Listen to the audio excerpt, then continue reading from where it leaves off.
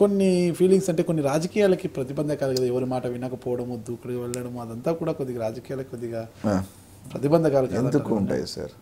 Your true honest, నువ్వు నేరుగా ఉన్నావు, ఎందుకు మనం ఉండాలా?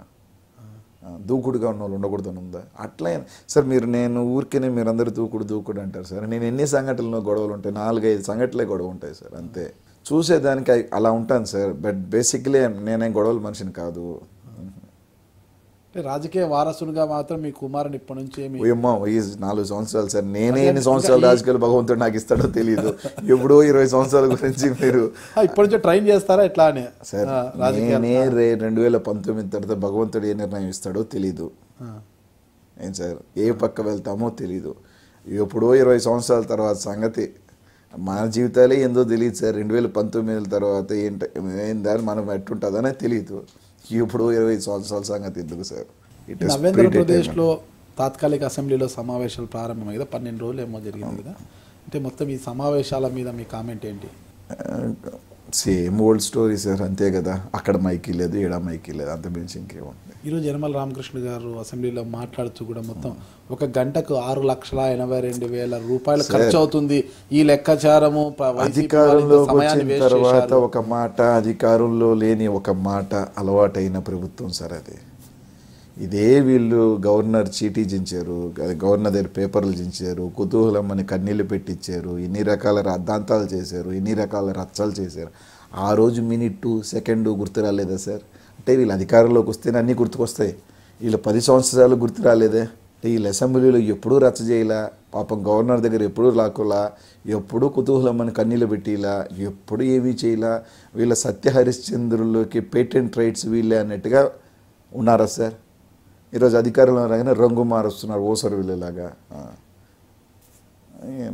నవ్వు వస్తుంది. వీళ్ళేదో అప్పుడేదో ఏదో చిన్నప్పుడు ఒక సాంగ్ చెప్తారు, తలనరవంగానే ఇదయ్యారని. అట్టుంటుంది వాళ్ళు చెప్పి. యనమల రామకృష్ణ అన్నారు కదా, మొత్తం ఈ ఖర్చు అంతా క్యాల్కులేట్ చేస్తున్నాం, ఎవరు ఎంత వేస్ట్ చేశారనే దాన్ని, వారి నుంచి మేము త్వరలో రాబడతాం ఈ డబ్బును. ఆయన చెప్తారులేండి సార్, ఈయన దగ్గర రాబట్టారా 10 సంవత్సరాలలో వీళ్ళు చేస్తున్న అరాచకాలకి? ఏమైనా రాబట్టారా సార్? ఏమున్నాయంటారు వాళ్ళ అరాచకాలు? అదే చెప్పేది, అప్పట్లో గవర్నర్ లాగటం కానీ, రచ్చలు కానీ, పోడియం దగ్గరికి పోవటం కానీ, ఇల్లు చేసిన వాళ్ళే కదా. వీళ్ళేం చేయకుండా ఉన్నారా? అవన్నీ మర్చిపోతాయట. మేమే చేస్తున్నాం మొత్తం, మేమే కొత్త ఇప్పుడు దాకా పోడియంకి ఎవరు పోలేదు. ఏ రోజైనా మేము స్పీకర్ దగ్గర కనీసం చేతిలోంచి లాక్కున్నామా? వీళ్ళలాగేం కాదు కదా సార్, స్పీకర్ని కన్నీళ్ళు పెట్టించామా? వీళ్ళ చరిత్ర ఉంది సార్. ఈయన స్పీకర్గా ఉండి పాపం ఎన్టీ రామారావుకి మైకి లేదు సార్, కన్నీళ్ళు పెట్టుకున్నాడు ఎన్టీ రామారావు. వీళ్ళు కూడా నిజాలు ఇట్లా చెప్తుంటే నవ్వు వస్తుంది సార్. మాలాంటి వాళ్ళకి కొత్తగా వచ్చిన వాళ్ళు, అబ్బా వీళ్ళంత పెద్ద సత్యహరిశ్చంద్రుడు అనిపిస్తుంటుంది. వీళ్ళ చరిత్ర చూస్తే వెనకాల ఎట్లాంటి చరిత్ర సార్. ఎన్టీ రామారావుకి మైకిన వ్యక్తి యనమల రామకృష్ణుడు కన్నీళ్ళు పెట్టుకున్నాడు సార్ పాపం ఎన్టీ రామారావు. ఎవరైతే ఆయనకి రాజకీయాలను భిక్ష పెట్టిన ఎన్టీ రామారావుకి మైకే లేదు సార్. ఆయన అంట సార్ మాట్లాడేది. ఆయనతో పోలిస్తే మేము చాలా మేలు సార్, మేము విలువలు ఉన్నాయి మాకు వాళ్ళతో పోలిస్తే. ఇంటా బయట ఆవేశంగా వెళ్ళే అనిల్ కుమార్ యాదవ్ ఏ రోజుకైనా మీడియాకు మంచి హాట్ టాపిక్ అవుతాడు, పత్రికలకు మెయిన్ పేజీ బ్యానర్ అయ్యే అవకాశం ఉందంటుంటారు. అది ఎలా అవుతాం సార్, తెలియదు సార్. కదా ఆవేశంగా వెళ్తుంటారు కదా, ఏ విషయంలో కూడా అగ్రెసివ్గా ఏ విధంగా అవుతానో చెప్తే, గణేష్ అనేది అటుగా ఎనీ సెంటర్ ఎనీ ప్లేస్ ఏ విధంగా అవుతానో చెప్తే, అంటే ఇప్పుడు ఎనీ పాసిబిలిటీ ఉందో లేదో చెప్తా. ఈరోజు అసెంబ్లీలో రామకృష్ణ గారు, అంటే వెంకటగిరి ఎమ్మెల్యే రామకృష్ణ గారు ఏదో మిమ్మల్ని చేయి చూపెట్టడం, మీరు రా చూసుకుంటాం అన్నట్టుగా వెళ్ళిపోయారు కదా. ఇలాంటి ఆవేశంలో జరగరానిది ఏమన్నా జరిగితే అనిల్ కుమార్ యాదవ్ గారు మెయిన్ పేజీ బ్యానర్ అవుతారు. చెప్తాను సార్, మా నాయకుడిని దూషిస్తే, మా నాయకుడిని పరభాష మాట్లాడితే, అవసరమైతే నేనేమవుతానని పక్కన పెడితే ఏదైనా చేస్తా.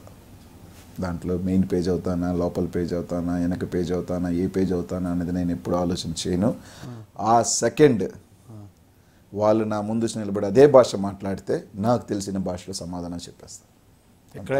ఎక్కడైనా కూడా ఎనీవేర్, దాంట్లో నో డౌట్.